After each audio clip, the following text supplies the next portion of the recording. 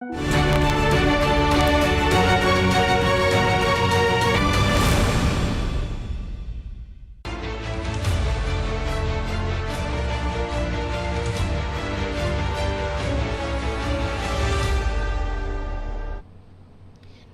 स्वागत आपका विशेष में। मैं हूं आपके साथ पारुल। आज बात करेंगे विशेष में पढ़ाई पर लड़ाई। कोरोना संकट के चलते मध्य प्रदेश के स्कूल बंद हैं और छात्रों को ऑनलाइन पढ़ाई का फंडा दिया गया है, लेकिन इस पर सरकारी विभाग आपस में ही उलझ रहे हैं। मध्य प्रदेश में नई शिक्षा नीति के तहत कक्षा 9वीं से 12वीं तक शुरू होने वाली ऑनलाइन कक्षाओं को लेकर मध्य प्रदेश यानी एमपी बोर्ड और स्कूल शिक्षा विभाग आमने सामने आ गए हैं, जिसके चलते सोमवार से शुरू होने वाली ऑनलाइन कक्षाएं रद्द हो गईं। ये विवाद इसलिए खड़ा हुआ है कि माध्यमिक शिक्षा मंडल ने 25 शिक्षकों से विचार विमर्श और स्कूल शिक्षा मंत्री की सहमति के बाद नई शिक्षा नीति जारी कर दी थी। इसमें स्कूल शिक्षा विभाग को शामिल नहीं किया गया था, जिसके बाद अब स्कूल शिक्षा विभाग इस आदेश को निरस्त कर चुका है। स्कूल शिक्षा विभाग का कहना है कि मंडल का काम परीक्षा लेना और उसके संबंध में नीति निर्धारण करना है, शिक्षा नीति बनाना उनका काम नहीं है। आपको बता दें, नई शिक्षा नीति के आने के बाद से ही इस पर विवाद की बातें सामने आ गई थी। माध्यमिक शिक्षा मंडल ने हाई स्कूल और हाई सेकेंडरी के छात्रों और शिक्षकों के लिए माशिमम नाम से एक ऐप तैयार करवाया है। इस ऐप में सभी को नामांकन करना अनिवार्य कर दिया गया है। इसके जरिए ही परीक्षा के आवेदन पत्र, शुल्क जमा करना, होम असाइनमेंट और प्राप्तांक दिए जाने थे।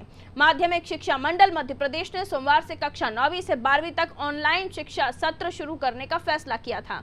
3 सितंबर को इसका आदेश जारी कर दिया गया था, जिसमें सुबह 7 से 10 बजे तक कक्षाएं दूरदर्शन और मोबाइल ऐप के जरिए प्रसारित करने की बात कही गई थी।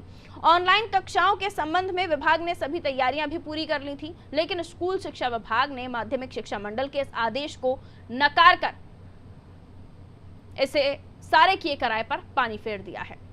स्कूल शिक्षा विभाग द्वारा ऑनलाइन कक्षाएं रद्द करने के फैसले के बाद प्रदेश में सरकारी एजेंसियों के बीच वर्चस्व की लड़ाई खुलकर सामने आ गई है। ऑनलाइन कक्षाएं कब से संचालित होंगी, इसको लेकर विभाग की तरफ से किसी भी निर्धारित तिथि का ऐलान नहीं किया गया है, कोई तारीख नहीं है। ऐसे में स्कूल शिक्षा विभाग और माध्यमिक शिक्षा मंडल मध्य प्रदेश की इस लड़ाई में छात्रों को नुकसान होना तय है, क्योंकि कोरोना संकट के चलते भी स्कूलों को खोलने का कोई फैसला नहीं लिया गया। अगर दोनों विभागों के बीच लड़ाई नहीं सुलझी तो छात्रों का कोर्स और भी पिछड़ जाएगा। ऐसे में सवाल ये उठता है कि अगर इस लड़ाई में छात्रों की पढ़ाई पिछड़ी तो इसका जिम्मेदार कौन होगा, क्योंकि कोरोना संकट के चलते अभी तक स्कूलों को खोलने का कोई फैसला नहीं लिया गया। चर्चा शुरू करें इससे पहले सुनते हैं शिक्षा मंत्री इंदर सिंह परमार का क्या कुछ कहना है। खास वजह तो ये है कि हमारे 40% बच्चों के पास स्मार्टफोन है और टीवी की पहुंच भी हमारे कई क्षेत्रों में है, और इसलिए बहुत बड़ा वर्ग एक अच्छी व्यवस्था से भी वंचित हो रहा था, क्योंकि शहरी क्षेत्रों में या बड़े स्थानों पर स्मार्टफोन की व्यवस्था है। जो माध्यमिक शिक्षा मंडल ने एक जारी किया उसकी व्यवस्था थी, लेकिन हमारे साथ तो घटना ये थी कि कई स्कूलों में भी आज भी कोई सिस्टम नहीं है, और वो बहुत बड़ी संख्या में है।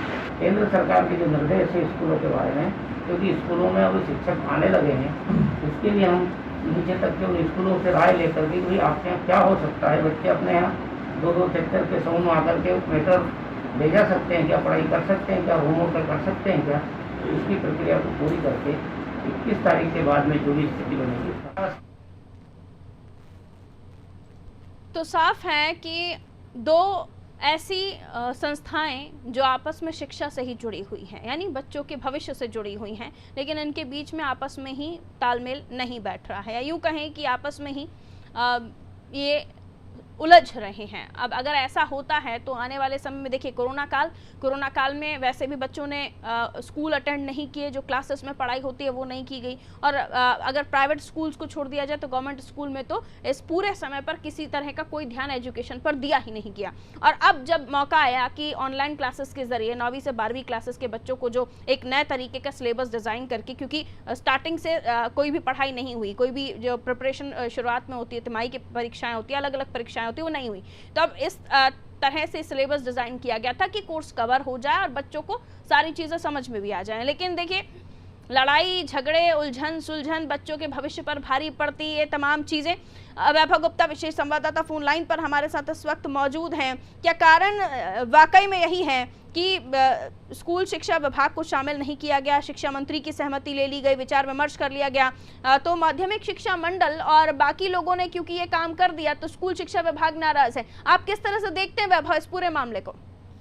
ये दो सरकारी एजेंसियों की आपस की लड़ाई है जिसमें मध्य प्रदेश का छात्र पिसता जा रहा है। स्कूल शिक्षा विभाग का कहना है कि माध्यमिक शिक्षा मंडल, जिसको हम एमपी बोर्ड के नाम से भी जानते हैं, उसका काम केवल परीक्षा फल तैयार करना है और परीक्षाएं लेना है। जो नई शिक्षा नीति बनाई गई है उसका पालन किस तरीके से कराना है, किस तरह के एप्लीकेशन बनाने हैं, जन जागरूकता के लिए किस तरह से अभियान चलाने हैं, ये सारे काम स्कूल शिक्षा विभाग के द्वारा किए जाएंगे, लेकिन ऐसा नहीं हो रहा। और यही कारण है कि जो माध्यमिक शिक्षा मंडल के द्वारा जो एप्लीकेशन बनाया गया उसको स्कूल शिक्षा विभाग नहीं मानना चाहता। तो स्पष्ट तौर पर मेरे को समझें कि दो अधिकारियों के वर्चस्व की लड़ाई के चलते जो ऑनलाइन क्लासेस शुरू होने वाली थी, दूरदर्शन पर इन क्लासेस का प्रसारण शुरू होने वाला था, लेकिन शुरू होने से पहले ही ये जो ऑनलाइन क्लासेस है वो बंद हो गई। रात में खबर आती है कि कल ऑनलाइन दूरदर्शन पर ऑनलाइन क्लासेस होंगी, बच्चे तैयारी कर लेते हैं, लेकिन सुबह पता चलता है कि ऑनलाइन क्लासेस को निरस्त कर दिया गया। आदेश भी देर रात निकाला गया और आदेश की पड़ताल करने की कोशिश की जाती है। तो समझ में आता है कि दो सरकारी एजेंसियां, बड़े अधिकारियों की आपसी लड़ाई के चलते मध्य प्रदेश का जो छात्र है वो एक बार फिर से परेशान होने जा रहा है। कोरोना काल में वैसे भी स्कूल बंद रहे, 30 सितंबर तक स्कूल अभी भी नहीं खुलने हैं और केवल इकलौता एक ही माध्यम है कि ऑनलाइन क्लासेस के माध्यम से बच्चों की पढ़ाई हो सकती है। लेकिन जो तर्क दिया गया वो तर्क भी एक मजेदार चीज है। तर्क में ये कहा गया कि सभी बच्चों के पास मोबाइल फोन नहीं होते हैं, तो आप दूरदर्शन के माध्यम से जब ऑनलाइन क्लास लगा रहे हैं तो टीवी तो आजकल लगभग सभी घरों में होती है। फिर आप इस तर्क देंगे कि लाइट नहीं रहती है। टीवी के जरिए स्टूडेंट्स को दिखाएंगी वो तमाम चीजें जो उस लेक्चर में या उस समय में पढ़ाया जाएगा, तो पंचायतों में तो कम से कम टीवी होगा ही वैभव, अगर घरों में नहीं है तो। अब बिल्कुल पंचायतों में भी टीवी है और आजकल खुद बीजेपी ये बात कहती है कि गांव-गांव, शहर-शहर बिजली पहुंचा दी गई है। अटल ज्योति योजना की भी बीजेपी बात करती है कि 24 घंटे बिजली रहती है और बिजली की कोई कमी नहीं है। और स्मार्टफोन भी बीजेपी के द्वारा बांटे गए हैं। शिक्षा विभाग के द्वारा स्मार्टफोन जो योजना लेके आई गई थी, तो फिर क्या तर्क है कि आप एक और कहते हैं टीवी नहीं है, फिर कहते हैं कि सभी के पास स्मार्टफोन नहीं है। आप ही की सरकार ने पिछले कार्यकालों में स्मार्टफोन बंटवाए थे। हालांकि स्मार्टफोन बंटवाने के बाद जरूर ये बात होती थी कि घटिया क्वालिटी के स्मार्टफोन बच्चों में बांट दिए गए हैं, तो उसका जिम्मेदार कौन होगा? जिम्मेदार भी बांटने वाले हैं और जिम्मेदार ही सवाल उठाने वाले भी हैं। खैर ये पुरानी बातें हो गई। नई बात ये है कि स्कूल शिक्षा विभाग और एमपी बोर्ड दोनों विभागों की आपस में नहीं बन रही है। दोनों एक दूसरे के जो अधिकार होते हैं उसमें हस्तक्षेप कर रहे हैं और इस हस्तक्षेप का जो खामियाजा है वो छात्रों को उठाना पड़ रहा है। अब ऑनलाइन क्लासेस की बात की गई थी, बच्चों ने तैयारी कर ली कि अब ऑनलाइन क्लासेस के माध्यम से हमारी पढ़ाई कम से कम शुरू तो हो पाएगी। हम भले ही स्कूल नहीं जा पा रहे, लेकिन टीचर्स जो रिकॉर्डेड ऑनलाइन क्लासेस रहेंगी उसमें कम से कम हम अपने टीचर्स को देख तो सकेंगे कि इस बार के सिलेबस में हमको किस तरीके से पढ़ाई करनी है। क्योंकि बहुत हद तक, क्योंकि हम देख रहे हैं कि प्राइवेट स्कूल जो हैं उन्होंने अपनी ऑनलाइन क्लासेस शुरू कर दी हैं और हम ये भी देख रहे हैं कि किस तरह से बच्चों पर पढ़ाने के लिए, पढ़ने के लिए उनको होमवर्क दिया जा रहा है। कहीं ना कहीं वो अपनी किताबों से कनेक्टेड हैं। बहुत शुक्रिया बाबा जानकारी के लिए। पूर्व विधायक बीजेपी से मुरलीधर पाटीदार जी हमारे साथ इस वक्त फोन लाइन पर। मुरलीधर जी, बहुत स्वागत आपका नादी टीवी में। धन्यवाद। मुरलीधर जी, हम शिक्षा को लेकर बात कर रहे हैं। 9वीं क्लास से 12वीं क्लास तक की ऑनलाइन क्लासेस शुरू होने वाली थी, लेकिन कहा यह जा रहा है कि दो संस्थाएं उलझ गई जो शिक्षा से ही जुड़ी हुई हैं, माध्यमिक शिक्षा मंडल और स्कूल शिक्षा विभाग। माध्यमिक शिक्षा मंडल ने शिक्षकों से बात की और ये आदेश निकाला शिक्षा मंत्री की, स्कूल शिक्षा मंत्री इंदर सिंह परमार जी की परमिशन से कि क्लासेस शुरू हो जाएंगी, लेकिन स्कूल शिक्षा विभाग को पसंद नहीं आया। कहा कि आपका ये काम नहीं है, आप ये काम नहीं कर सकते और ऑनलाइन क्लासेस नहीं हो पाई। सर, क्या कहेंगे आप? देखिए, इसकी ज्यादा मेरे को जानकारी नहीं है, पर जो मेरे को जानकारी है कि कोई भी समस्या अगर बच्चों की आती है तो वो शिक्षा विभाग के पास आती है, ना कि माध्यमिक शिक्षा मंडल के पास आती है। जी। शिक्षा विभाग के पास कोई समस्या ऑनलाइन क्लास को लेके आई होगी तो उसको शिक्षा विभाग ने उसमें सुधार किया है। उसमें दो विभाग को उलझने की तो कोई बात ही नहीं है। भाई, माध्यमिक शिक्षा मंडल ने निर्देश जारी करे थे, बात सही है ये, लेकिन अगर कोई समस्या आई होगी माननीय मंत्री जी के पास तो उन्होंने भाई वो आदेश तो शिक्षा विभाग से जारी कराएंगे ना कि माध्यमिक शिक्षा मंडल से। माध्यमिक शिक्षा मंडल एक स्वतंत्र निकाय है और वो भी शासन का ही निकाय है, कोई शासन ऐसा नहीं शासन से ऊपर है। तो माध्यमिक शिक्षा मंडल को शिक्षा विभाग जो है उसी के तारतम्य में सामंजस्य के साथ काम करना है और करता ही रहा है। उसमें कहाँ कोई विवाद की तो कोई बात ही नहीं है। लेकिन इंदर सिंह परमार साहब ये कह रहे हैं कि उन्होंने तर्क ये दिया है कि क्यों नहीं शुरू हो पाई कि 50% जो लोग हैं उनके घर में मोबाइल नहीं है। तो क्या ये आदेश निकलने से पहले नहीं सोचा गया था? नई शिक्षा नीति की तरफ आप आगे बढ़ रहे हैं, आप कह रहे हैं हर जगह आपके पास लाइट है, बिजली है, पंचायत में जो टीवी रखा हुआ है, सरपंच होगा उसके घर में टीवी होगा, हर एक पंचायत में टीवी तो होता ही होगा सर, उसके माध्यम से भी दूरदर्शन के माध्यम से पढ़ाने की तैयारी थी। तो जब कुछ संभव ही नहीं था तो आदेश कैसे निकाला गया? कुछ सोचा नहीं था? आपको क्या लगता है? देखिए, अब क्योंकि मैं तो शिक्षा विभाग में तो अभी हूँ नहीं, मेरा मानना यह है देखिए कि ऑनलाइन जो पढ़ाई होती है उसमें सुना जा सकता है, बातचीत संभव नहीं हो पाती सारे बच्चों की, और व्यवहारिक दिक्कत उसमें है कि सारी जो है बड़े बच्चे जो होते हैं जो हायर सबसे बड़ा उदाहरण मैं हूँ, मेरी बेटी है, ऑनलाइन क्लासेस उसकी चल रही हैं और किस तरह से उसको पढ़ाया जाता है मैं सब देख रही हूँ। और ये जितने भी दर्शक हैं, जितनी भी माएँ हैं जो अपने बच्चों की ऑनलाइन क्लासेस में उनके साथ बैठती हैं, जानती भी हैं, वो समझ रही है किस तरह की वीडियो कॉन्फ्रेंसिंग के जरिए क्लासेस चल रही हैं, ऐप्स के जरिए क्लासेस चल रही हैं। अब आप मुझे ये बताइए, क्योंकि आप बीजेपी से हैं, तो आप मुझे ये बताइए मुरलीधर साहब कि ऑनलाइन क्लासेस अगर शुरू हो जाती तो बच्चों के लिए अच्छा होता या नहीं होता? नहीं, देखिए अभी तक रोकने से क्या मिलेगा सर? पढ़ाई का माध्यम कैसे भी हो, जहाँ से भी उपलब्ध हो, बच्चे प्रयास करते हैं। लेकिन आप ये भी जानते हैं कि हमारा जो है 70% हमारा जो बच्चे हैं वो ग्रामीण क्षेत्र के हैं। कई जगह तो मोबाइल का नेटवर्क ही नहीं मिल पाता है। अब वो कैसे बात करेगा? सुन तो लेगा, सुन तो कहीं से भी लेगा, लेकिन बातचीत अपनी समस्याएं कैसे रख पाएगा? और शिक्षा तो नहीं आ रहा मुरलीधर जी, क्या ऑनलाइन क्लासेस आपको ठीक नहीं लग रही हैं या जो एजेंसियां हैं उनका काम करना ठीक नहीं लग रहा है? नहीं, कहीं न कहीं सामंजस्य की कमी रही होगी किसी कारण से। ठीक है, एक आपने रीजन दे दिया, 2 विभागों में सामंजस्य की कमी, ठीक है। ऑनलाइन क्लासेस के पक्ष में क्योंकि कोरोना काल है, बच्चों की हेल्थ का भी ध्यान रखना है, कोरोना से उन्हें दूर रखना है और पढ़ाना भी है, तो कैसे संभव है सर? साल तो खराब नहीं कर सकते ना बच्चों का? नहीं, बच्चों का साल खराब नहीं कर रहे हैं, सरकार लगातार चिंतित है उसके लिए। आप जानते हैं अभी जेईई, एनआईटी की एनईटी जो परीक्षाएं हैं वो भी सरकार ने कराई है, और सरकार किसी भी प्रकार से बच्चों का अहित चाहती भी नहीं है। लेकिन ये महामारी है, इससे सुरक्षा भी जरूरी है।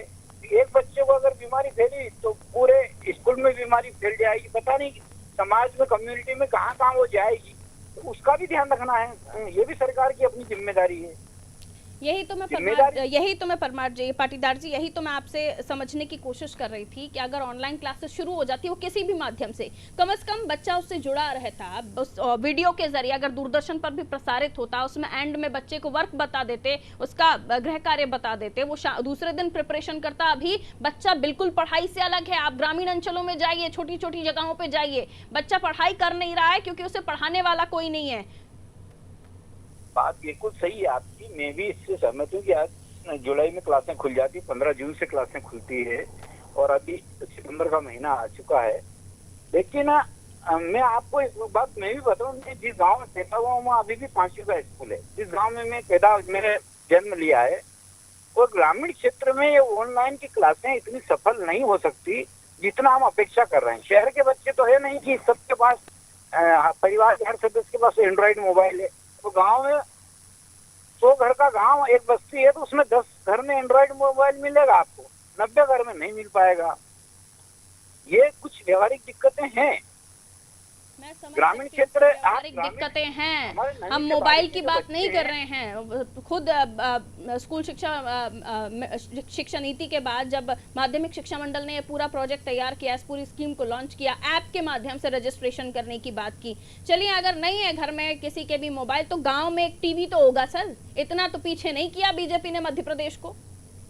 नहीं, टीवी बिल्कुल, आपको ये मैं बिल्कुल इस बात से सहमत हूँ कि टीवी लगभग हर घर में मिलेगा, हर घर में टीवी मिलेगा। लेकिन मैंने कहा ना कि सुनना एक अलग विषय हो जाता है, और उससे सहमत हूँ कि एक फिजिकल प्रेजेंस टीचर की, उसे पढ़ाना बच्चों का, लेकिन कुछ ना से कुछ तो सही। मैं लौटती हूँ आपके पास मुरलीधर जी। जिला अध्यक्ष मध्य प्रदेश शिक्षक कांग्रेस सुभाष सक्सेना हमारे साथ इस वक्त फोन लाइन पर हैं। सुभाष सक्सेना जी फोन लाइन पर हमारे साथ जुड़े हुए हैं। बहुत स्वागत करती हूँ सुभाष सक्सेना जी आपका। जी जी। सुभाष सक्सेना जी, पूरा मैटर बहुत देर से आप हैं लाइन पर, सुन लिया होगा। हाँ, आपका फर्स्ट हाँ, सुन रिएक्शन? लिया है। हाँ बताइए। आपकी पहली प्रतिक्रिया सर, जो अभी स्कूल शिक्षा नीति को जो हम ऑनलाइन क्लासेस को लेकर बात कर रहे थे, माध्यमिक शिक्षा मंडल और स्कूल शिक्षा विभाग की जो उलझन है जो सामने आई है, जिसको लेकर तर्क ये दिया जा रहा है क्योंकि 50% लोगों के पास मोबाइल नहीं है, इसलिए फिलहाल ऑनलाइन क्लासेस को रोक दिया गया है, फिलहाल बच्चों को नहीं पढ़ाया जाएगा। जबकि सितंबर अक्टूबर का महीना हम देख रहे हैं, यहाँ तक 6 मई के पेपर हो जाते, थोड़े समय के बाद बोर्ड क्लासेस के प्री बोर्ड एग्जाम्स होते हैं।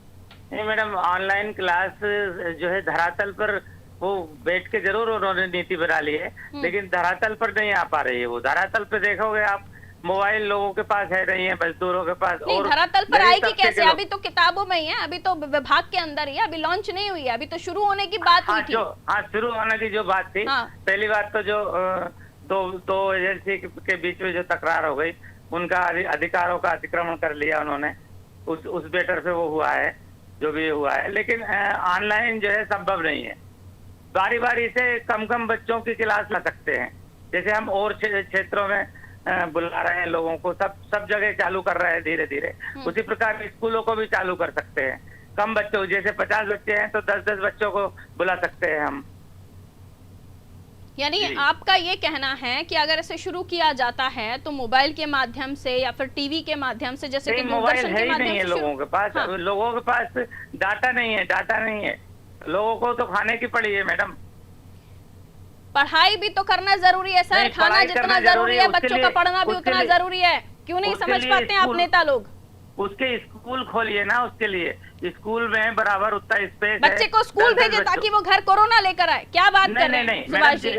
पिछली बार परीक्षा भी तो आप चाहते क्या हो? ऑनलाइन क्लासेस होना चाहिए, नहीं होना चाहिए? अपना पक्ष रखिए पहले। नहीं, ऑनलाइन क्लास नहीं होना चाहिए, ऑनलाइन तो संभव ही नहीं है। ठीक है, फिर कैसे पढ़ाए बच्चों को? स्कूल नहीं भेज सकते, कोरोना का डर है। नहीं मैडम, परीक्षाएं हो चुकी हैं। वो बोर्ड की 10वीं 12वीं की परीक्षाएं हो चुकी हैं, जैसे करवाई थी वैसे हम कौन सी दुनिया में जी रहे हैं आप सुभाष जी? हम आने वाले परीक्षाओं की बात कर रहे हैं। जो बच्चे अब 11th में गए हैं, जो बच्चे अब 12th में गए हैं, जो बच्चे अब 9वीं में गए हैं, उनकी बात हो रही है। जो उनकी बात नहीं हो रही जिनके पेपर हो गए, रिजल्ट आने वाले होंगे, उनकी ही बात कर रहे हैं। 12वीं की जो परीक्षा हुई है भोपाल में, जैसे 12वीं की परीक्षा अरेंज करी थी, तो वैसे क्लास भी अरेंज कर सकते हैं हम लोग। मतलब मैं समझी नहीं, उनकी क्लासेस अरेंज करना मतलब कैसे? नहीं, जैसे परीक्षाएं करवाई थी, परीक्षाएं भी तो हुई है 12वीं की। अभी भी परीक्षा खत्म हुई है, जैसे रुक जाना नहीं कि परीक्षा करवाई है बोर्ड ऑफिस से, वैसे ये बच्चों को भी बुला सकते हैं। सुभाष जी, जब 12वीं के जो सब्जेक्ट जिनके बच गए थे उनकी परीक्षाएं हुई थी, और वो भी इम्पोर्टेंट सब्जेक्ट थे इसलिए परीक्षाएं हुई थी। कुछ उसके बाद कोई प्रैक्टिकल या फिर कोई ऐसा थ्योरिकल अलग से प्रैक्टिकल एक्सपेरिमेंट वगैरह के एग्जामिनेशन कुछ नहीं हुए थे। लेकिन मैडम जो बच गए थे सब्जेक्ट, क्योंकि कोरोना काल शुरू हो गया था, परीक्षाएं स्थगित हो गई थी उस समय तक के लिए। उसके बाद जब शुरू हुई, हम तो ये ऑनलाइन पिछले 3 महीने से 4 महीने से कर रहे हैं। हमें पता है कि 10% बच्चे भी नहीं कर पा रहे हैं ऑनलाइन।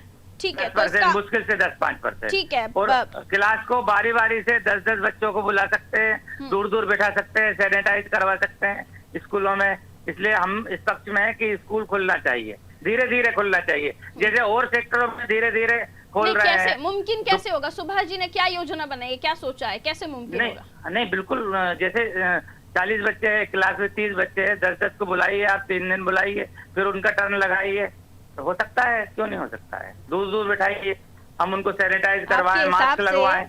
शिक्षा नीति और मध्य प्रदेश चलने लगे तो बेड़ा पार हो जाएगा सर। नहीं मैडम, मैं समझ नहीं पा रही हूँ कि 10 बच्चे, वो टीचर सिलेबस कोर्स कैसे सर? इतनी मोटी किताबें होती हैं जिनको पढ़ाने के लिए पूरा साल भी कम पड़ जाता है गुरुओं को, शिक्षकों को। वो 10 दिन 10 बच्चों को पढ़ाएंगे चैप्टर नंबर 1, फिर अगले 10 दिन चैप्टर नंबर 1, फिर अगले 10 दिन चैप्टर नंबर 1, ये 30 दिन एक ही चैप्टर चलता रहेगा। आगे के 30 चैप्टर कब पढ़ेंगे सर?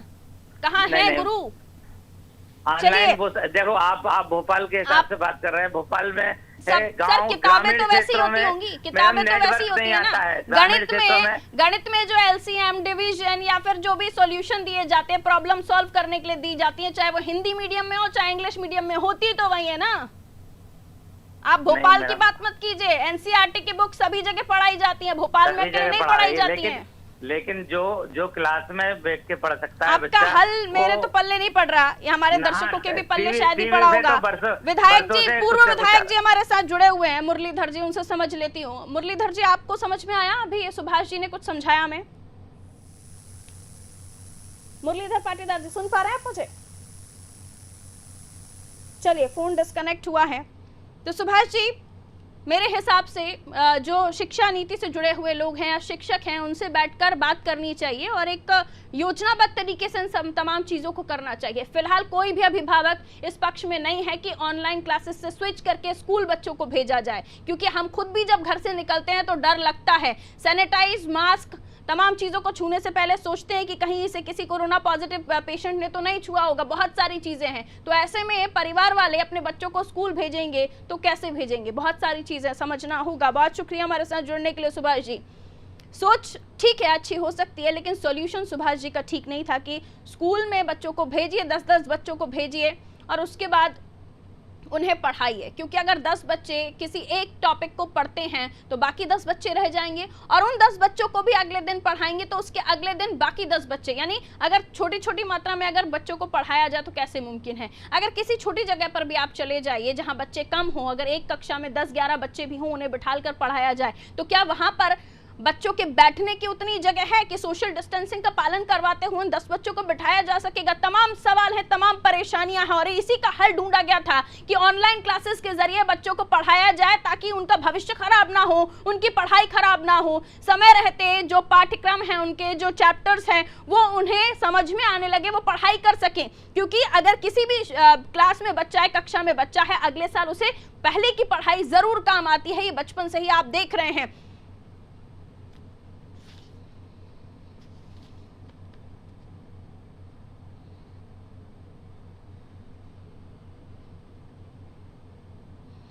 संयोजक अध्यापक संयुक्त मोर्चा उपेंद्र कौशल जी हमारे साथ इस वक्त फोन लाइन पर हैं। उपेंद्र कौशल जी, बहुत स्वागत करती हूँ आपका अनादि टीवी में। Thank you madam. Upendra Kaushal ji, आज के कार्यक्रम में हम जब बात कर रहे हैं तो दो चीजें हैं। एक तो दो शिक्षा संस्थाएं और उन दोनों की लड़ाई, वर्चस्व की लड़ाई या फिर अंदर से किसी डिपार्टमेंट के अधिकारी का आपस का लेना देना है, ये हमें नहीं पता, लेकिन वर्चस्व की लड़ाई। और दूसरा, ऑनलाइन क्लासेस का शुरू ना हो पाना, तर्क ये देना कि मोबाइल 50% लोगों के पास नहीं है। आपका क्या रिएक्शन रहेगा इन दोनों मामलों में? नहीं, ये तो शासन स्तर पर अधिकारी जब ये आपस में भिड़ेंगे तो ये तो बहुत निचले स्तर पर क्या स्थिति होगी, तो ये शासन का मैटर है। हालांकि अधिकारियों को, विभाग तो एक ही है, दोनों विभाग को सामंजस्य बना के ऑनलाइन पढ़ाई या जो भी पढ़ाई हम करा रहे हैं वो करना चाहिए, नहीं तो इससे मैसेज नीचे धरातल स्तर पर गलत जाता है, चाहे वो माध्यमिक शिक्षा मंडल हो चाहे स्कूल एजुकेशन हो। और दूसरी बात रही ऑनलाइन शिक्षण व्यवस्था की, तो ऑनलाइन शिक्षण व्यवस्था में ये कहना चाहूंगा कि वास्तव में सरकारी स्कूलों में, बार बार कह रहा हूं कि सरकारी स्कूलों में बच्चों के पास भौतिक संसाधन और भी दूसरी ऑनलाइन व्यवस्थाओं की कमी है। तो सरकार जो भी नीति बनाए वो धरातल को देख के बनाए, जिससे कि गरीब बच्चे, क्योंकि हर सरकारी स्कूलों में वही बच्चे एडमिशन लेते हैं जो कि गरीब हैं, मुस्लिम एरिया से बच्चे आते हैं, तो उनके स्तर को ही सोचकर वहाँ की और भौगोलिक स्थितियों को, परिस्थितियों को देखकर ही सरकार को कोई नीति बनाना चाहिए, जब भी ऑनलाइन क्लासें सक्सेस हो पाएंगी। क्योंकि धरातल स्तर पर ये भौतिक संसाधन कमी के चलते ऑनलाइन क्लासें सक्सेस नहीं हो पा रही है, टीचर बहुत परेशान हो रहे हैं बच्चों के पास भौतिक संसाधन न होने के कारण। ठीक है, यानी कई जगह मोबाइल्स नहीं है तो कई जगह टीवी नहीं है, कई जगह नेटवर्क इशू है, कई जगह बिजली की भी समस्या है, ऐसा मान सकते हैं उपेंद्र जी? अलग अलग समस्याएं हैं अलग अलग जगहों की, लेकिन इसके बाद हल क्या है?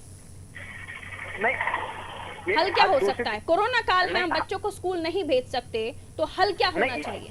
नहीं, हल इसका यही हो सकता है कि ये या तो जैसे कि कोरोना काल है, हम मान रहे हैं, लेकिन जिस तरह से अगर कोरोना काल तो हमारे फील्ड में टीचर जा रहे हैं, उनको भी फैलने का चांसेस है। वहाँ तो और ज्यादा दिक्कत है कि कोई पालकों के पास एक एक कमरे, दो कमरों के घर हैं, वहाँ तो बच्चों को और पढ़ाई नहीं होती। इससे अच्छा तो ये हल है कि शासन सीमित संख्या में और कुछ सीमित छात्रों को लेकर और व्यवस्थित कोरोना गाइडलाइन को मानते हुए स्कूलों को खोल दे।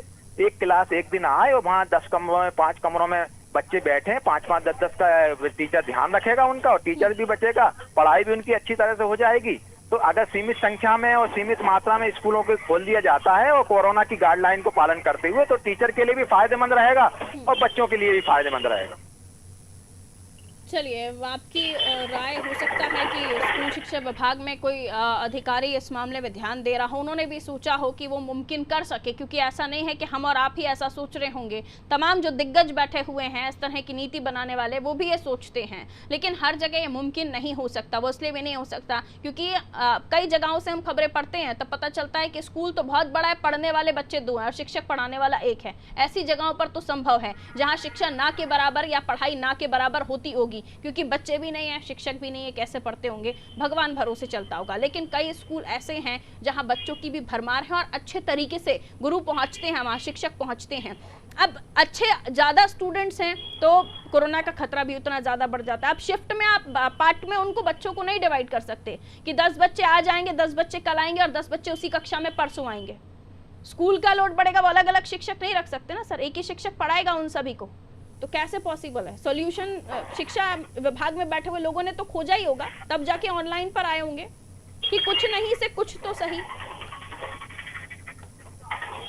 हेलो उपेंद्र जी, हाँ सहमत हैं हेलो आप कि अगर मैडम, कुछ भी क्या नहीं हो पा रहा वो आज की तारीख में, स्कूल भी नहीं खोले जा सकते, कोरोना काल है, लगातार आंकड़े बढ़ रहे हैं, गनीमत है कि बहुत ज्यादा बच्चों में ये नहीं फैल रहा। अगर बच्चों में भी फैलना शुरू हो गया एक ही गलती की वजह से कि आपने स्कूल खोल दिए, तो फिर उसका जिम्मेदार कौन होगा? नहीं, उसका ये है कि या तो फिर जब आप, मेरे समझ में ये नहीं आ रहा है, शासन में मोहल्ला क्लास चला रहा है तो मोहल्ला क्लास में भी खतरा है। वहाँ भी तो मोहल्ला क्लास में हम 15-20 बच्चों को इकट्ठा करके चल कर, तो वहाँ भी खतरा, वो तो खतरा सब जगह हो सकता है। लेकिन क्या है कि स्कूलों की बिल्डिंग गवर्नमेंट के पास अच्छी बिल्डिंग है, सोशल संसाधन रहेंगे, टीचर देते ध्यान रहेगा, तो 5, 10, 15, 20, 25 बच्चों का अगर पर डे बुलाया जाता तो उन पर ज्यादा ध्यान दे सकता है वो।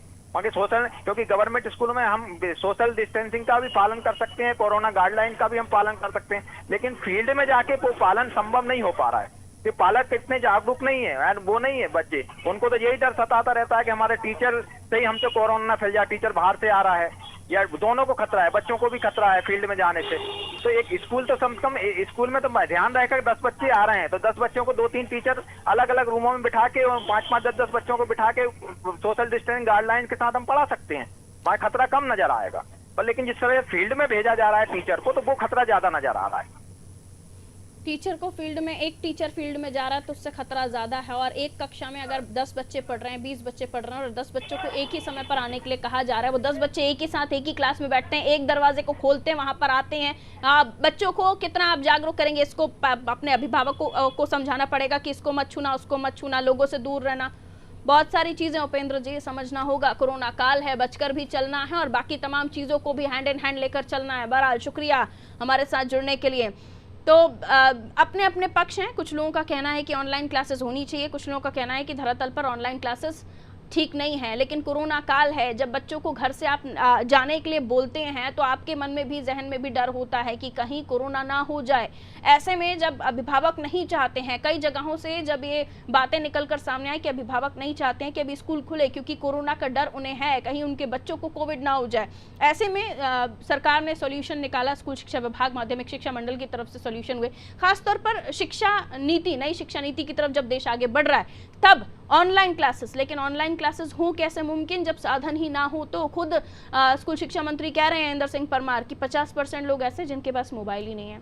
अब ऐसे में कैसे बढ़ेगा इंडिया, कैसे पढ़ेगा इंडिया? और इस कोरोना काल में कैसे 9वीं, 10वीं, 11वीं, 12वीं के जो छात्र हैं, जो आगे अपना भविष्य देख रहे हैं, उनकी पढ़ाई कैसे पूरी हो पाएगी? सितंबर का महीना चल रहा है, छोटी जगहें, ग्रामीण अंचल आप ले लीजिए, वहाँ किताबों को हाथ भी नहीं लगाया बच्चों ने क्योंकि उन्हें पढ़ाने वाला कोई नहीं है। मोहल्ला स्कूल्स चल रहे हैं, जो शिक्षक हैं जो अपने बच्चों को पढ़ा सकते हैं, लेकिन तब भी जैसी पढ़ाई होनी चाहिए वैसी नहीं हो रही है। विभाग ने डिसाइड किया है, पॉलिसी बनाई ऑनलाइन क्लासेस की, जो शुरू होनी थी सोमवार से, वो भी अधर में लटक गई। उसका कारण ये बताया जा रहा है कि 2 विभागों की लड़ाई, माध्यमिक शिक्षा मंडल और स्कूल शिक्षा विभाग। माध्यमिक शिक्षा मंडल ने पॉलिसी बनाई, स्कूल शिक्षा मंत्री से परमिशन ली कि ऑनलाइन क्लासेस होनी चाहिए, शुरू करने की बात आ गई, लेकिन स्कूल शिक्षा विभाग ने कहा कि नहीं, आपका ये काम नहीं है, आप नहीं कर सकते। तो प्रभु, आप दोनों विभाग अपनी जो परेशानियां हैं उसे दूर कीजिए और उसके बाद बच्चों के भविष्य के बारे में सोचिए, वरना आपकी लड़ाई, आपके झगड़े, आपकी वर्चस्व की लड़ाई के बदले ऐसा ना हो कि बच्चों की पढ़ाई भेंट चढ़ जाए।